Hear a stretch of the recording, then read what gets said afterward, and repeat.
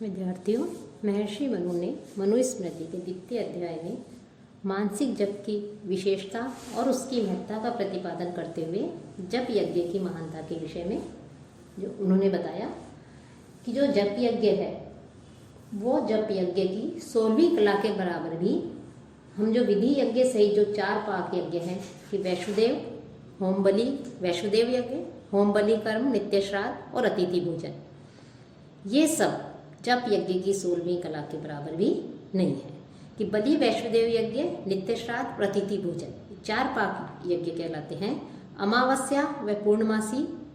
जो किया जाने वाले यज्ञ विधि यज्ञ कहलाते हैं। ये सभी यज्ञ जो हैं ये जप यज्ञ अर्थात गायत्री ओमकार के उच्चारण सहित, प्रणव के उच्चारण सहित महाव्यावृत्ति पूर्वक जो गायत्री मंत्र का जो जप किया जाता है उस जप की 16वीं कला के समान भी नहीं है, उसके बराबर भी जप नहीं है। और जप से जो द्विज है उसे सब प्रकार की सिद्धि की प्राप्ति हो जाती है और वो ब्रह्म में लीन हो जाता है कि उसे ब्रह्म का जो है आश्रय में वो चला जाता है, ब्रह्म आश्रय की प्राप्ति उसे हो जाती है। इसलिए गायत्री मंत्र की महत्ता का महर्षि मनु ने वर्णन किया है। साथ ही इसके पश्चात वो जो इंद्रिय हैं ब्रह्मचारी के लिए इंद्रिय संयम पर की आवश्यकता पर भी बल दिया है कि ब्रह्मचारी को जो है इंद्रियों के पर पूर्ण रूप से निग्रह रखना चाहिए, इंद्रियों पर संयम रखना चाहिए। इसी क्रम में वो कहते हैं कि इंद्रियाणाम विचरताम विषयेषु अपहारेषु संयमे यत्नम आतिष्ठेत विद्वान अंते वाजिना, कि विद्वान यंता वाजिना, कि जो विद्वान अर्थात जो विद्वान व्यक्ति हैं उन विद्वान व्यक्तियों के अपहारिषु, कि विद्वान व्यक्ति जो हैं उन विद्वान व्यक्तियों के को हरण करने वाले, किसका हरण करने वाले? उनके चित्त का, कि विद्वान व्यक्तियों के चित्त का हरण करने वाले, उनको अपनी ओर आकर्षित करने वाले, विषयेषु विचरता, जो विषय हैं उन विषयों में विचरण करती हुई इंद्रियाणाम, जो इंद्रियां हैं उन इंद्रियों के संयम में उनका नियंत्रण करे, अर्थात उनको नियंत्रित करने का प्रयत्न करे, रोकने में ऐसा प्रयत्न करे, ऐसा यत्न करे कि जैसे वाजिनाम इव, कि जो घोड़े होते हैं उन घोड़ों को रोकने के लिए, उनको नियंत्रित करने के लिए यंतेव यत्नम आतिष्ठे, कि जो सारथी होता है वो सारथी उन घोड़ों को रोकने के लिए उनकी लगाम को खींचता है, उनको नियंत्रित करता है। कि विद्वान व्यक्ति के चित्त को, उनको मनीषी व्यक्ति के मन को हरण करने वाले, अपहृत करने वाले विषयों, जो भोग विलास के जो विषय हैं उन विषयों में विचरण करती हुई इंद्रियों के नियंत्रण का उसे प्रयत्न करना चाहिए। कि विषयों में भ्रमण करने वाली इंद्रियों पर संयम रखे, वश में करने का प्रयत्न करे, और वो प्रयत्न उसी प्रकार से करे कि जैसे इधर उधर दौड़ने वाले जो अश्व हैं, जो घोड़े हैं, उन घोड़ों को सारथी अपने वश में रखने का प्रयत्न करता है, वैसे ही विद्वान व्यक्ति को भी अपनी जो इंद्रियां हैं, जो कि भोग विलास के जो विषय हैं, भौतिक जो विषय हैं, उन विषयों की ओर दौड़ती हैं, उनकी ओर आकर्षित करती हैं, उनको जो है अपने वश में करे, उनको वश में करने के लिए जो है यहाँ पर कहा गया है। कि रूप, रस, गंध, शब्द, स्पर्श, ये 5 सांसारिक विषय बताए गए हैं और जो पंचेंद्रियां भी बताई गई हैं। वो 5 इंद्रियां जो है इनमें जो है विचरण करती हैं, व्यक्ति को, विद्वानों को, उनको अपनी ओर आकर्षित करती है। इसलिए बुद्धिमान व्यक्ति, मनीषी व्यक्ति, विद्वान व्यक्ति जो अपनी इंद्रियों को वश में कर लेता है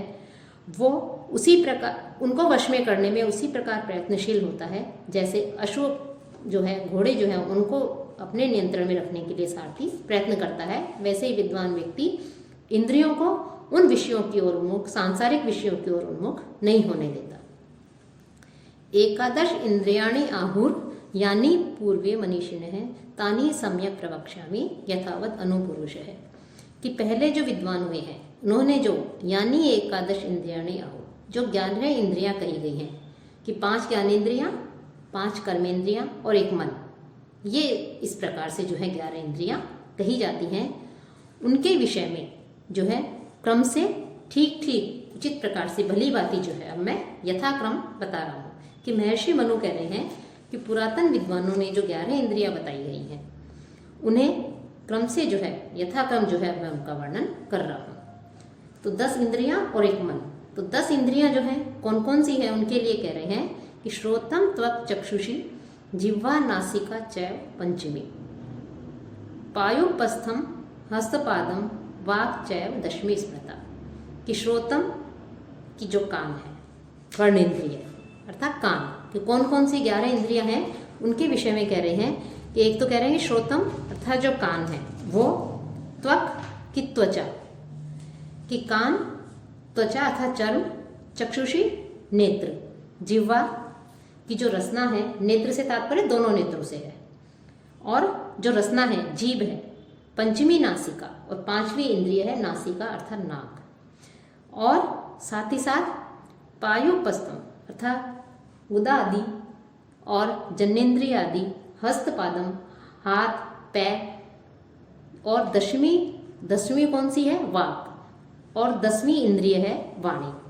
अर्थात इस प्रकार से ये 10 इंद्रियां कही गई हैं कि 5 ज्ञानेंद्रियां और 5 कर्मेंद्रियां ये मिलकर के इस प्रकार से जो है 10 इंद्रियां बनती हैं। तो इनमें से ज्ञानेंद्रियां कौन सी है, कर्मेंद्रियां कौन सी हैं, उनका विभाजन करते हुए कह रहे हैं बुद्धि इंद्रियाणि पंचेशाम श्रोतादीनि अनुपूर्वश है, कर्मेंद्रियाणि पंचेशाम माटवा आदिनी प्रचक्षति। कि इनमें से कि एशाम श्रोतादीनि, इनमें से जो श्रवणेन्द्रिय आदि है क्रम से 5 इंद्रियां जो है वो ज्ञानेंद्रियां हैं। पहले वाले श्लोक में जो बताया था कि त्वचा है, चक्षु है और कर्ण है, जिह्वा नासिका, ये 5 इंद्रियां ज्ञानेंद्रियां हैं, और उपस्थ जनेन्द्रिय हाथ पैर वाणी ये जो 5 हैं ये 5 कर्मेंद्रियां कही गई हैं। अब चूंकि इंद्रियां तो 11 बताई गई हैं तो ये तो 10 ही हुई, तो एक इंद्रिय और कौन सी है, तो एक उसके विषय में कहते हैं कि 11वीं इंद्रिय, महर्षि मनु कहते हैं कि 11वीं इंद्रिय जो है वो मन है। कि एकादशम मनोगेयम स्वगुणेन उभयात्मकम यस्मिन् जिते जितावितो भवतः पंचको गणो। कि स्वगुणेन उभयात्मक, कि ये जो 5वीं इंद्रिय है यह दोनों प्रकार की इंद्रियों के गुण वाला, कि अर्थात ज्ञानेंद्रिय और कर्मेंद्रिय, इन दोनों प्रकार की इंद्रियों के गुण वाला जो मन है वो एकादशम गेयम, वो जो है 11वीं इंद्रिय होता है। कि 11वीं इंद्रिय मन है जो अपने गुण से उभयात्मक है, अर्थात ज्ञानेंद्रिय भी है और कर्मेंद्रिय भी है। और यस्मिन जीते, और उसे जीत लेने पर एतो पंचको गणो जितो, कि 5 इंद्रियों से युक्त जो दोनों समूह हैं अर्थात ज्ञानेंद्रिय और कर्मेंद्रियां जो हैं इन पर भी विजय प्राप्त कर ली जाती है। अर्थात 5 कर्मेंद्रियां, 5 ज्ञानेंद्रियां और एक मन, ये 11 इंद्रियां हैं, लेकिन इन सब में मुख्य है मन, क्योंकि मन जो है वो अपने गुण से ज्ञानेंद्रिय भी है और कर्मेंद्रिय भी है। और यदि हम अपने मन पर विजय प्राप्त कर लेते हैं, मन को जीत लेते हैं, तो जो कर्मेंद्रिय और जो ज्ञानेंद्रिय हैं उनके ऊपर स्वतः ही जो है हमें विजय प्राप्त हो जाती है, उनको भी जो है अपने अधीन। अर्थात यदि हमारा अपने मन के ऊपर नियंत्रण है तो इंद्रियां हमें कितना ही सांसारिक वस्तुओं की ओर, भोग विलास के विषयों की ओर आकर्षित करे, लेकिन यदि हमारा मन के ऊपर नियंत्रण है तो वो इंद्रियां भी हमारे अधीन ही रहेगी। अर्थात हमारी इच्छा के विपरीत, हमारे मन के विपरीत जो है वो हमें उन विषयों की ओर आकर्षित नहीं कर सकती। और इंद्रियों में आसक्ति रखने से जो व्यक्ति है वो व्यक्ति जो है अवश्य ही दोष का भागी होता है। कि इंद्रिय संयम से हमें सिद्धि मिलती है और इंद्रियों के विषयों के प्रति आसक्ति रखने से व्यक्ति जो है दोष का भागी होता है। तो इंद्रियों के जो विषय है शब्द, स्पर्श, रूप, रस, गंध आदि, इन विषयों के प्रति आकृष्ट होगा मनुष्य तो अवश्य ही वो पतन की ओर जाएगा, और जब वो इन इंद्रियों को अपने वश में कर लेगा तो उसे सिद्धि की प्राप्ति होगी, अपने लक्ष्य को जो है वो प्राप्त कर सकता है। न जातु काम है कामानाम उपभोगेन शाम्यति हविषा कृष्ण वर्त में भूय एव भी वर्धते। कि काम है जातु कामाना, कि तृष्णा कामोपभोग से कभी भी शांत नहीं होती है। जो तृष्णा है, जो लालसा है कि हमें भोग विलास के जो सांसारिक जो विषयों के उपभोग की जो इच्छा है वो इच्छा कभी भी शांत नहीं होती। उपभोगेन न शाम्यति, वो इच्छा कभी भी विषयों के उपभोग से शांत नहीं हो सकती, बल्कि कृष्ण वर्तमा एव, कि जैसे कृष्ण वर्तमा कहते हैं अग्नि को, कि जो अग्नि है, जैसे अग्नि हविषा भूय अभिवर्धते, उसमें जब हवि डालते हैं, घी की आहुति आदि डालते हैं, तो अग्नि जो है वो अग्नि और अधिक प्रज्वलित होती है और अधिक तेज होती है। उसी प्रकार से जैसे हम विषयोपभोगों के प्रति, कामोपभोगों के प्रति आसक्त होंगे, उनका उपभोग करेंगे, तो उनको और अधिक प्राप्त करने की इच्छा, तृष्णा जो है हमारे मन में बढ़ने लगती है और हमें शांति नहीं मिलती है। तो विषयों के उपभोग से इच्छा कभी भी पूरी नहीं होती, बल्कि घी में अग्नि के समान वो इच्छा जो है हमारी, विषयों के प्रति आसक्ति, भोग विलास की आसक्ति जो है हमें बढ़ती जाती है हमारे मन में। और जो इन सभी मनोरथों को प्राप्त कर ले, या इन दोनों सभी प्रकार के भोगों का परित्याग कर दे, कि इन दोनों में प्राप्त करने की अपेक्षा सभी कामनाओं का परित्याग करना श्रेष्ठ बताया गया है। कि यदि व्यक्ति विषय भोगों के प्रति आसक्त होकर उसे उन भोगों की प्राप्ति भी हो जाए, और वो उन विषय भोगों का प्राप्ति न करके बल्कि वो उन भोगों का परित्याग कर दे, तो इन दोनों में प्राप्त करने की अपेक्षा सभी विषयों को छोड़ने वाले मनुष्य का, अर्थात सभी विषयों का त्याग करने वाला मनुष्य श्रेष्ठ बताया गया है, वही सर्वश्रेष्ठ है। और विषयोपभोगों से लिप्त इंद्रियों पर जितना नियंत्रण रखा जा सकता है, कि विषयों में आसक्त इंद्रियां सर्वदा अर्थात हमेशा जो है मनुष्य को विषयों की ओर आकर्षित करती है, लेकिन उन विषयों की ओर हमारी इंद्रियों को जाने से हम कैसे रोक सकते हैं? ज्ञान के द्वारा। कि विषयों के प्रति आसक्त इंद्रियों को केवल ज्ञान के द्वारा ही, वेदों के ज्ञान के द्वारा ही, शास्त्रों के ज्ञान के द्वारा ही हम उनको रोका जा सकता है। और बिना विषयों को बिना सेवन किए उन इंद्रियों को जो है उस प्रकार से नहीं रोका जा सकता। अतः जो विषय है, उन विषयों के जो दोष आदि हैं, उन दोषों का ज्ञान प्राप्त करके कि इन विषयों के प्रति आकृष्ट होकर के इनका उपभोग करने से हमें ये दोष होंगे, हम इस प्रकार से जो है पतन की ओर जाएंगे, तो उन पर जो है हमें पूर्ण रूप से नियंत्रण करना चाहिए, अपनी इंद्रियों को वश में करना चाहिए। वेदः त्यागश्च यज्ञश्च नियमश्च तपांसी च न विप्रदुष्ट भावस्य सिद्धिं गच्छन्ति परिचित। कि न विप्रदुष्ट भावस्य,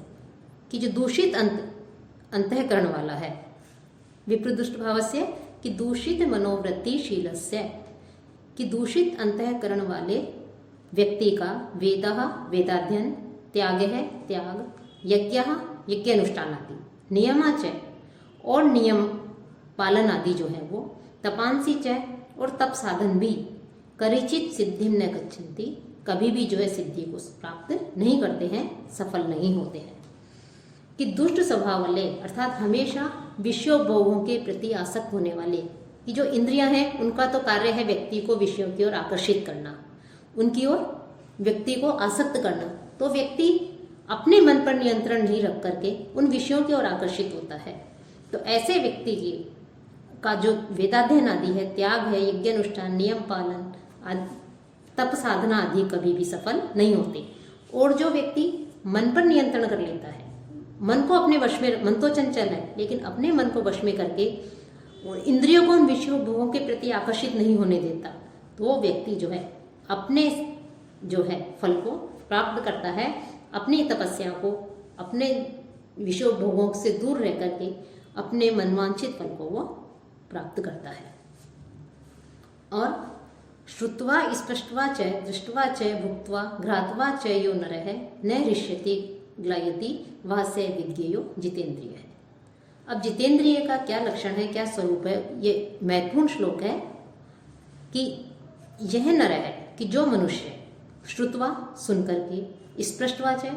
और स्पर्श करके, दृष्टवा देख करके, भुक्त्वा उसको ग्रहण करके, उसका उपभोग करके, घ्रात्वा और सूंघ करके, न हृष्यति न तो प्रसन्न होता है, न ग्लायति और न ही खिन्न होता है, स जितेंद्रिय है विज्ञेय है, वही व्यक्ति जो है जितेंद्रिय समझना चाहिए। कि जो मनुष्य प्रशंसा, उसकी प्रशंसा की जाए या निंदा की जाए, उस बात को सुन करके कभी भी जो है न तो प्रसन्न होता है, और न प्रशंसा की जाए तो उसको सुन करके न तो प्रसन्न होता है, और यदि उसकी निंदा की जाए तो निंदा को सुन करके जो है वो दुखी नहीं होता है, तो वह व्यक्ति जितेंद्रिय होता है। साथ ही साथ चिकने, रेशमी, मुलायम वस्त्र आदि को छू करके या किसी वस्तु को छू करके जो है न वो प्रसन्न होता है न दुखी होता है, वही जितेंद्रिय होता है। किसी देखने योग्य अर्थात सुंदर, रमणीय, आकर्षक या कुरूप इनको देख करके और न तो खुश हो और न ही दुखी हो, तो वह व्यक्ति जितेंद्रिय कहलाता है। साथ ही साथ उसे जब भोजन दिया जाए, स्वादयुक्त हो या स्वादहीन हो, उसको ग्रहण करके, उसको सूंघ करके और खा करके, सुगंधित या दुर्गंधित जो वस्तु है उसको सूंघ कर खाकर न तो प्रसन्न हो और न दुखी हो, तो वह व्यक्ति जो है वो जितेंद्रिय कहलाता है। अर्थात कोई भी अवस्था हो, सुख दुख, राग द्वेष, मोह माया, जय पराजय, अच्छा बुरा, जो भी अवस्था हो, उन दोनों ही अवस्थाओं को उसके ऊपर कोई प्रभाव नहीं होता है। खुशी में न तो वो अत्यधिक प्रसन्न होता है और न ही वो दुख में अत्यधिक खिन्न होता है, दुखी होता है, तो वही जो है जितेंद्रिय समझना चाहिए। और ये जो इंद्रियां कही गई हैं, उन इंद्रियों में से यदि एक भी इंद्रिय अपने मार्ग से हट जाती है, अर्थात इंद्रिय संयम आवश्यक है, एक भी इंद्रिय के पर यदि संयम नहीं हो, असंयम हो, तो उससे जो है किस प्रकार से बुद्धि की हानि होती है, उसके लिए कह रहे हैं इंद्रियाणाम तु सर्वेषां यद एकम शरति इंद्रियम तेन अस्य शरति प्रज्ञाते पात्रादेव उदकम, कि सर्वेषाम इंद्रियाणाम, कि सभी इंद्रियों में से यदि एकम इंद्रियम शरति, यदि एक भी इंद्रिय जो है वो विषयों के प्रति आसक्त हो जाती है, स्खलित हो जाती है, तो द्वितीय पात्र, कि उससे मनुष्य की बुद्धि उसी प्रकार से चली जाती है। वैसे कह रहे हैं कि द्वितीय पात्रा, कि जैसे चर्म का जो पात्र होता है, कि द्वितीय धारा जो चर्म है, उस चर्म का जो पात्र होता है, चमड़े का जो पात्र है, जैसे मशक आदि है, जिससे पहले बहुत पहले समय में जो है उससे मार्गों को साफ किया जाता था, चमड़े की बनी हुई होती है, तो उस मशक के समान चर्म पात्र अर्थात मशक से जैसे जल बहता रहता है, जल बह जाता है, उसी प्रकार सभी इंद्रियों में से यदि एक भी इंद्रिय स्खलित हो गई, तो उससे मनुष्य की बुद्धि का, उसकी प्रज्ञा का क्षरण भी उसी प्रकार से होता रहता है। अर्थात व्यक्ति की बुद्धि नष्ट हो जाती है, उसे उचित अनुचित का ज्ञान नहीं रहता और वो पतन की ओर जाता है। और इंद्रिय के समूह को वश में करके, जो इंद्रियां हैं उन इंद्रियों के समूह को वश में करके, मन को संयत करके और यौगिक विधि से अपने शरीर को सुरक्षित रख के जो मनुष्य अपने इंद्रियों पर वश में कर लेता है, वह मनुष्य धर्म, अर्थ, काम और मोक्ष आदि जो पुरुषार्थ हैं, इन पुरुषार्थों को जो है वो सिद्ध करता है। तब जो इंद्रियों का समूह है उसको और मन को, तो कि जो 11 इंद्रियां हैं, उन 11 इंद्रियों को अपने वश में करके, मन को पर अपना नियंत्रण रख के, अपने शरीर को जो है सिद्धियों के द्वारा कष्ट आदि दे करके, वो मनुष्य सारे पुरुषार्थों को, धर्म, अर्थ, काम, मोक्ष आदि जो 4 पुरुषार्थ कहे गए हैं, उन पुरुषार्थों को वो सिद्ध करता है, अर्थात उनकी उसे प्राप्ति होती है। इस प्रकार से यहाँ पर इंद्रिय संयम में महर्षि मनु ने इंद्रिय संयम की आवश्यकता पर, उनका क्या फल है और किस प्रकार से हम मन को नियंत्रण में रख के, मन पर अपना वश में रख के कैसे इंद्रियों को, उन विषयों को प्रति आसक्त होने से रोक सकते हैं, उसके विषय में उन्होंने वर्णन किया है।